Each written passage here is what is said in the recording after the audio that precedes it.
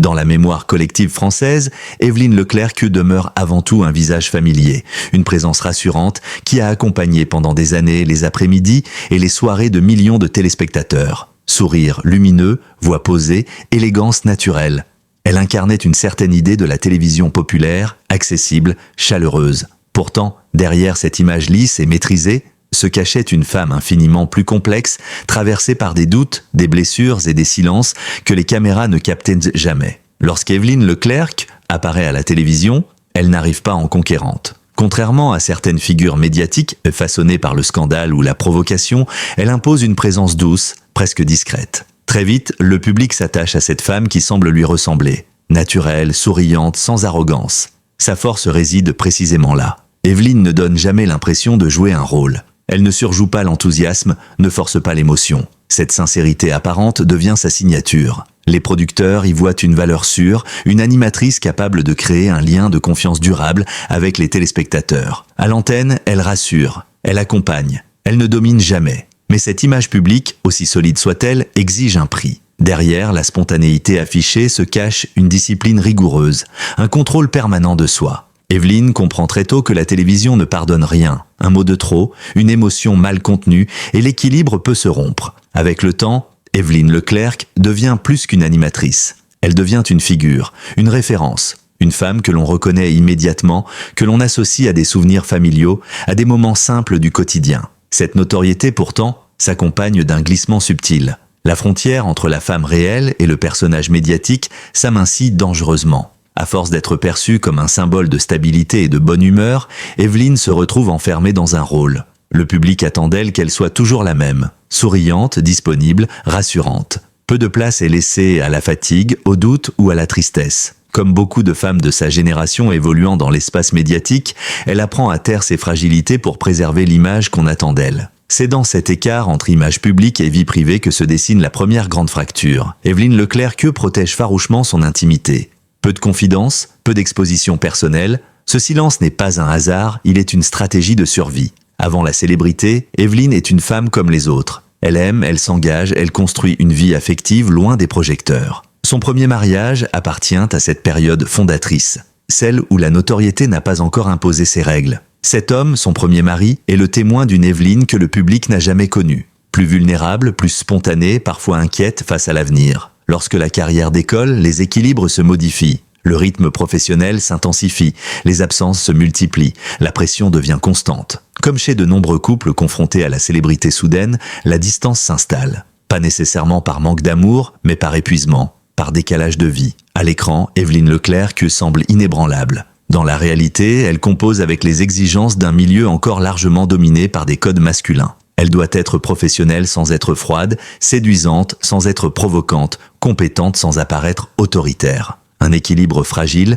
constamment remis en question. Cette tension permanente laisse des traces. Elle se traduit par une fatigue morale, par un besoin de contrôle, parfois par un repli sur soi. Mais Évelyne ne se plaint jamais publiquement. Elle intériorise, convaincue que la discrétion est une forme de dignité. Avec le recul, certains proches reconnaîtront des signaux faibles. Une lassitude, une inquiétude diffuse, un regard parfois absent, rien de spectaculaire, rien qui puisse alerter un public habitué à la voir toujours égale à elle-même. Et pourtant, quelque chose se fissure lentement. Ce silence autour de sa fragilité est révélateur d'une époque où la maladie, la peur et la finitude n'avaient pas leur place dans le récit des célébrités. Évelyne Leclercq incarne alors ce paradoxe, omniprésente à l'écran, mais profondément seule dans ce qu'elle traverse intérieurement. Pose les bases d'un récit qui ira bien au-delà de la figure médiatique. Avant d'être une animatrice aimée du public, Évelyne Leclercq est une femme avec une histoire intime, marquée par des choix, des sacrifices et des silences. Son premier mari, longtemps resté dans l'ombre, détient une part essentielle de cette vérité humaine. Sa voix s'élèvera enfin pour raconter l'amour avant la célébrité, les espoirs partagés et les fractures invisibles qui ont précédé le drame. Avant les plateaux de télévision, avant les projecteurs, avant que son prénom ne devienne familier à des millions de Français, Évelyne Leclercq était avant tout une jeune femme en quête de stabilité, d'amour et d'avenir. C'est cette Évelyne-là que son premier mari a connue, celle que le public n'a jamais vue, celle dont l'histoire n'a jamais été racontée, jusqu'à aujourd'hui. Pendant des décennies, il s'est tu, non par indifférence, ni par oubli, mais par respect. Respect pour une femme qui avait choisi de cloisonner sa vie privée. Respect aussi pour une époque où les anciens conjoints n'avaient pas vocation à devenir des témoins médiatiques. Pourtant, avec le recul du temps et face à la disparition d'Evelyn, il a ressenti la nécessité de parler. Non pour régler des comptes, mais pour restituer une vérité humaine, fragile, profondément intime. Ils se rencontrent à une période charnière de leur jeunesse. Evelyn n'est pas encore une figure publique. Elle est curieuse, vive, animée par une énergie discrète mais constante. Elle parle beaucoup de projets, d'avenir, sans jamais formuler clairement l'idée de la télévision comme un destin inévitable. À ce moment-là, tout est encore possible. Lui se souvient d'une femme simple, parfois même étonnamment réservée. Contrairement à l'image extravertie que le public découvrira plus tard, Evelyn savait écouter, observer, se taire. Elle avait ce mélange rare de douceur et de détermination qui donne envie de construire quelque chose de solide. Leur relation se tisse lentement, sans précipitation. Ils partagent des moments ordinaires, des conversations longues, des silences aussi. Rien de spectaculaire, mais une impression profonde de justesse. Le mariage n'est pas, pour Evelyn, un geste impulsif.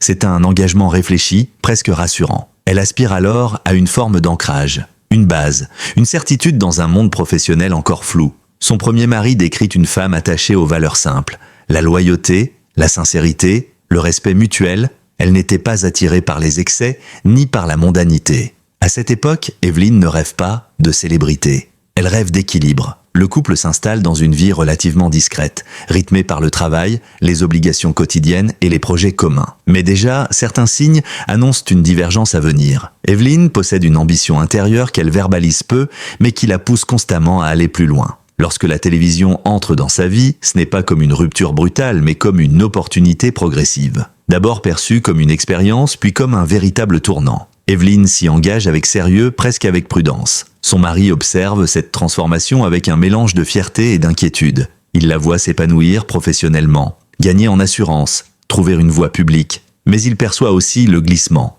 Les horaires s'allongent, la pression augmente, les absences deviennent plus fréquentes. Peu à peu, la télévision cesse d'être un travail parmi d'autres. Elle devient un monde à part, avec ses règles, ses attentes, ses exigences. Evelyn apprend à s'y conformer, parfois au détriment de sa propre fatigue. Aucun drame soudain, aucun scandale, la séparation ne résulte pas d'un événement précis, mais d'une accumulation silencieuse. Deux vies qui avancent à des rythmes différents. Deux temporalités qui ne se croisent plus. Son premier mari évoque une forme de solitude partagée, chacun se sent incompris par l'autre. Lui peine à trouver sa place dans une existence de plus en plus publique. Elle, de son côté, lutte pour concilier l'image qu'on attend d'elle et la femme qu'elle est réellement. Evelyn ne se plaint pas. Elle intériorise, elle minimise, mais l'écart se creuse. Le mariage, autrefois refuge, devient un espace de tension muette.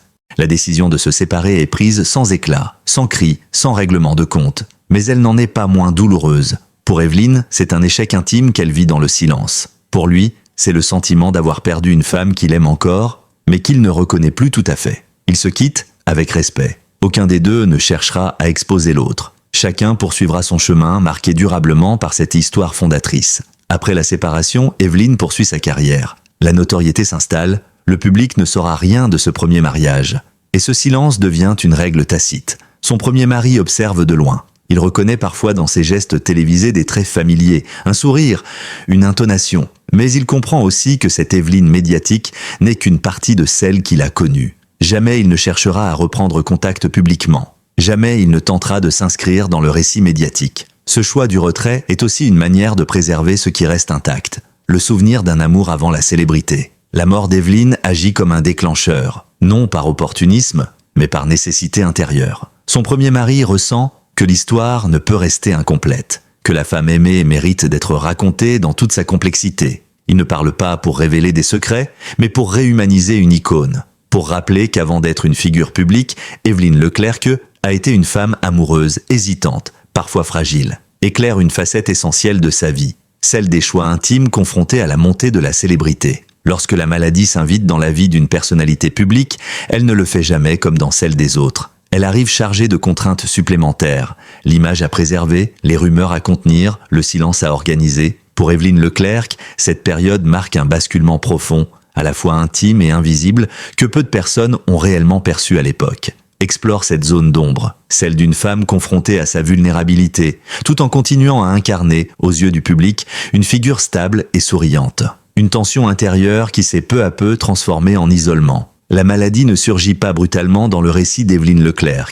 Elle s'annonce par des signes diffus, presque imperceptibles. Une fatigue plus persistante, une lassitude inhabituelle, une attention plus fragile. Rien qui, vu de l'extérieur, puisse éveiller l'inquiétude d'un public habitué à la voir toujours égale à elle-même. Dans l'univers télévisuel, ces signaux sont souvent banalisés. La fatigue fait partie du métier, la pression aussi. Evelyne elle-même minimise. Elle a appris à composer, à tenir, à ne pas se plaindre. Reconnaître la fragilité serait, pense-t-elle, fragiliser aussi l'image qu'on attend d'elle. Très tôt, Evelyne fait un choix, celui de la discrétion absolue. Aucun communiqué, aucune confidence médiatique, aucune mise en scène de la souffrance. Ce silence n'est pas une fuite, mais une posture réfléchie. Elle refuse d'être réduite à un état de santé. Elle veut rester une professionnelle, une animatrice, pas un sujet de compassion. Ce choix l'isole pourtant progressivement. En ne parlant pas, elle se prive aussi d'un soutien plus large. La maladie devient une affaire privée, presque secrète, gérée dans un cercle restreint. Peu de personnes savent réellement ce qu'elle traverse, et celles qui savent respectent sa volonté de ne rien laisser transparaître. Paradoxalement, la télévision devient à la fois un refuge et une prison. Refuge parce qu'elle offre une forme de normalité. Tant que les caméras tournent, Evelyne peut continuer à être celle que tout le monde connaît. Prison parce que ce rôle l'oblige à masquer ce qui se fragilise en elle. Chaque apparition publique exige une maîtrise totale, du corps, de la voix, des émotions. La maladie impose un combat silencieux, mené loin des regards. Cette dissociation entre l'intérieur et l'extérieur s'intensifie avec le temps, laissant peu de place à l'expression authentique de la peur ou de l'épuisement. Autour d'elle, l'entourage proche perçoit des changements. Une distance nouvelle, un repli discret, parfois une tristesse difficile à nommer. Mais Evelyne reste fidèle à elle-même. Elle rassure, minimise, détourne les conversations lorsqu'elles deviennent trop personnelles. Cette attitude protectrice finit par créer un paradoxe douloureux. Plus elle veut préserver les autres, plus elle s'éloigne d'eux. La maladie, vécue dans le silence, devient une expérience solitaire. Son premier mari, bien qu'éloigné depuis des années, ressent quelque chose. Il ne connaît pas les détails, mais il perçoit une fragilité nouvelle à travers certaines images, certaines apparitions. Un regard moins assuré, une énergie différente. Il n'intervient pas, par respect, par pudeur. Leur histoire appartient au passé, et il ne veut pas franchir une frontière qu'Evelyne a toujours tenue. Cette retenue, pourtant, nourrit une inquiétude sourde. Celle de voir une femme autrefois si vivante s'effacer progressivement derrière un masque de normalité. Avec le temps, la maladie redéfinit les priorités. Evelyne réduit ses cercles, limite ses interactions, se replie dans un quotidien plus restreint. Non par amertume, mais par fatigue. Chaque échange demande une énergie qu'elle n'a plus toujours. Cet isolement n'est jamais revendiqué. Il s'installe doucement, presque naturellement. À l'extérieur, rien ne change vraiment. À l'intérieur, tout se transforme. Ce qui frappe rétrospectivement, c'est l'absence quasi totale de traitement médiatique de cette période. Pas de spéculation, pas de récit, pas d'alerte. Ce silence collectif révèle autant la volonté d'Evelyne que les limites d'un système médiatique qui préfère les figures lisses aux réalités complexes. En protégeant son intimité, Evelyne protège aussi un modèle de célébrité aujourd'hui presque disparu. Celui d'une star qui ne livre pas tout, qui garde une part d'ombre. La maladie confronte Evelyne Leclerc à une réalité qu'elle n'avait jamais exposée publiquement, sa propre vulnérabilité. Pour une femme qui a toujours contrôlé son image, cette confrontation est d'une violence intérieure profonde. Mais elle ne cède jamais à la mise en scène. Elle traverse cette épreuve avec la même dignité silencieuse qui a marqué toute sa vie publique. Révèle une femme enfermée dans un combat invisible, menée loin des regards. Le récit basculera dans l'intime le plus profond, les derniers instants racontés par celui qui l'a connu avant tout le monde, son premier mari. Un témoignage rare, bouleversant, qui éclaire autrement la fin de cette histoire. La disparition de Evelyne Leclerc n'a pas provoqué de déflagration médiatique immédiate. Pas de tumulte excessif, pas de surenchère spectaculaire, et pourtant, dans le silence relatif qui a accompagné l'annonce de sa mort, quelque chose de profondément révélateur s'est joué. Comme si la France découvrait soudain qu'une présence familière lui manquait déjà depuis longtemps. Ne se contente pas de refermer un récit. Il interroge ce qu'il reste, ce qu'une femme publique laisse derrière elle lorsque les caméras s'éteignent.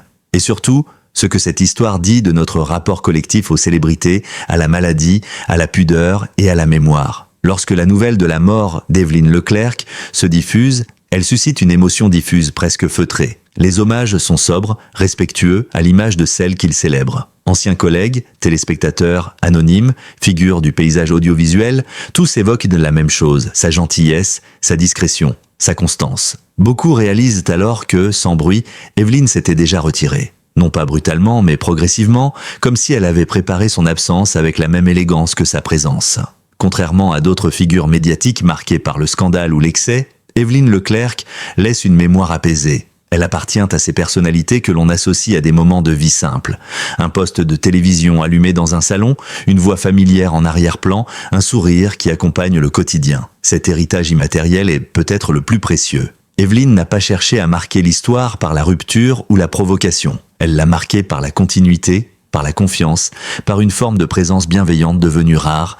Pour son premier mari, l'héritage est d'une autre nature. Il ne s'agit pas d'images d'archives ou de souvenirs télévisés, mais d'instants partagés, de choix de jeunesse, de silence aussi. Sa parole, tardive mais mesurée, ne cherche pas à réécrire l'histoire. Elle la complète. En racontant les derniers instants, il ne revendique aucune place publique. Il se contente de rappeler qu'avant d'être une figure aimée du public, Évelyne a été une femme aimée tout court. Cette distinction, essentielle, redonne à sa disparition une dimension profondément humaine. Le cas Évelyne Leclercq pose une question fondamentale au journalisme People. Jusqu'où raconter, jusqu'où respecter, son silence autour de la maladie a été globalement respecté. Était-ce une victoire de la pudeur ou un angle mort médiatique ? D'un côté, le respect de son choix témoigne d'une éthique rare dans un univers souvent avide de révélations. De l'autre, cette absence de récit a peut-être contribué à invisibiliser une réalité partagée par tant d'autres, celle de la fragilité, de la peur, de la finitude. Ce dilemme n'a pas de réponse simple, mais il oblige les médias à s'interroger sur leur rôle.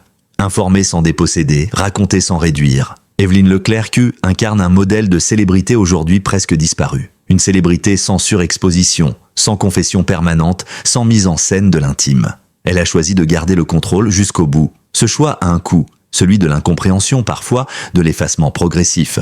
Mais il a aussi une valeur immense, celle de la dignité. Dans un monde où tout se montre, Évelyne a choisi de taire. Son parcours rappelle que derrière chaque figure publique se cache une vie privée qui ne nous appartient pas, que la popularité ne protège ni de la solitude ni de la souffrance, et que le silence peut être un langage aussi fort que la parole. Ce n'est pas la mort que l'on met au centre, mais la trajectoire, les choix, les contradictions, la cohérence d'une femme qui a toujours voulu rester fidèle à elle-même. Évelyne Leclercq n'est plus là, et pourtant elle demeure, dans les souvenirs, dans les images, dans cette impression diffuse de familiarité que seule la télévision, lorsqu'elle est habitée avec sincérité, peut créer. Son premier mari, en acceptant de témoigner, n'a pas rouvert des blessures. Il a refermé une histoire avec justesse. Il a permis à Évelyne de quitter la scène comme elle y était entrée, sans bruit, sans excès, mais avec une humanité intacte.